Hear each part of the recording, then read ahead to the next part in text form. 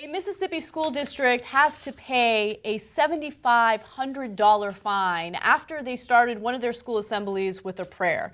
Now, the reason why they had to pay this fine to a student who sued them was because of the fact that they ignored a previous ruling or agreement that they would no longer do this type of stuff, endorsing Christianity. Now, of course, we have laws in the U.S. that prevent governmental officials or public schools, for instance, from promoting a specific type of religion, and that's exactly what's been happening at this school, Brandon High School in Mississippi. So I love this. I love that they had to pay the consequences, literally, and hopefully they don't do it in the future. And the judge, I think, handed down a very reasonable ruling.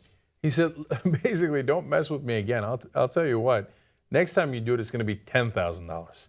Because he's like, look, how clear could I be? Last time they had Gideons International come in and hand out Bibles to the students. It's like, you can't do that. You're not supposed to mix church and state. It's a public school. You can't go around proselytizing your particular religion. Now, imagine if Muslims did it. If there was a school down in Mississippi where they're like, oh, we would like to celebrate the good test scores as they were doing here in an assembly. So, I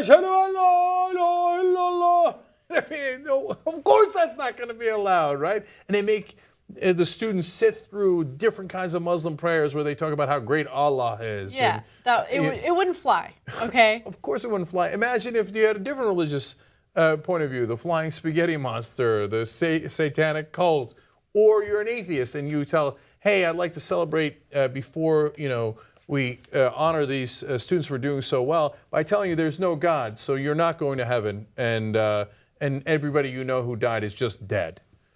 Okay, heads exploding. See, that's why you're not supposed to mix church and state. Your religious opinions are your own. That's fine. Don't bring it on to the kids. In this case, they do it again, and they've, as Anna pointed out, one kid, Charles Frazier.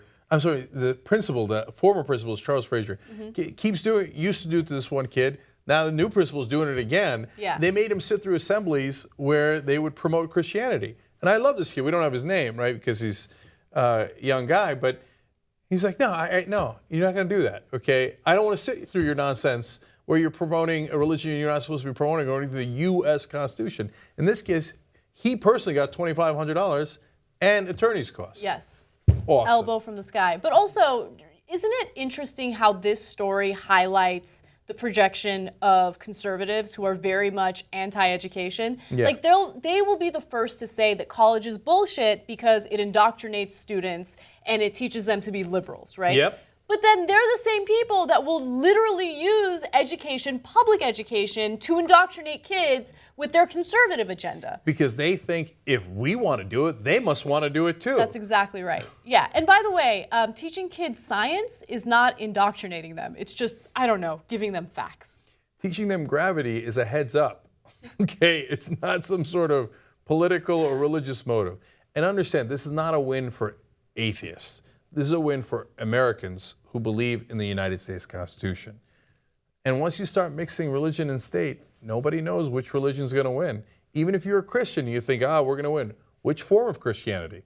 Lutheran, Methodist, Baptist? Which kind of Baptist? Mm-hmm. Or is it going to be the Pentecostals and they're going to wrap your kids around in snakes?